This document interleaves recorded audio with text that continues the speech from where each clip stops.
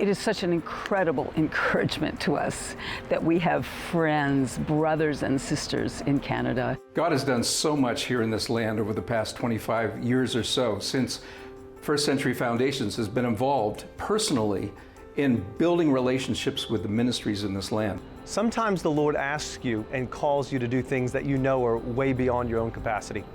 In those times, that's when it's so important to have a prayer team, prayer support, and prayer coverage. You supply us with power to produce good things to our neighbors.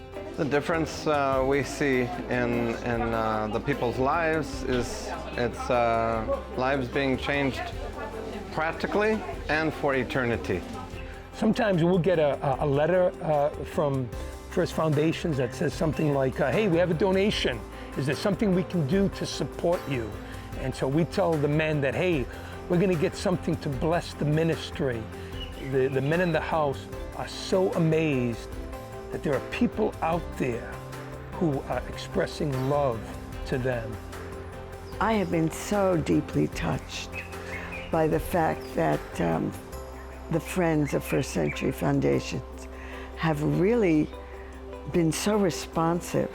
People don't just want to say, oh, I'll give so that this child has a nice backpack and the books he needs, but I will pray for that child's life. Well, I know that prayer works. I know when I go to do a ministry and somebody's praying for me, I feel the difference. What God is doing here in Israel, in House of Victory, in Kehilat HaCarmel, or any other congregation, I know that when people pray, things change. We see really open hearts, really thankful people, really people who respect and differently look on what happened today in name of Jesus, in name of Yeshua. There might have been 1,000, 1,500 Jewish believers in Jesus, maybe 3,000 Arab Christians, evangelical Christians in this country.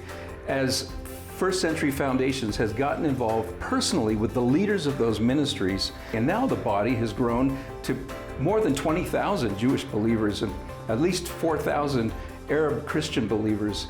The prayers as well as the financial support is also essential. It's not by might or power, but by the Spirit of the Lord that a Jewish person or an Arab person is going to really have an encounter with Jesus, that through the intercessions that those walls come down.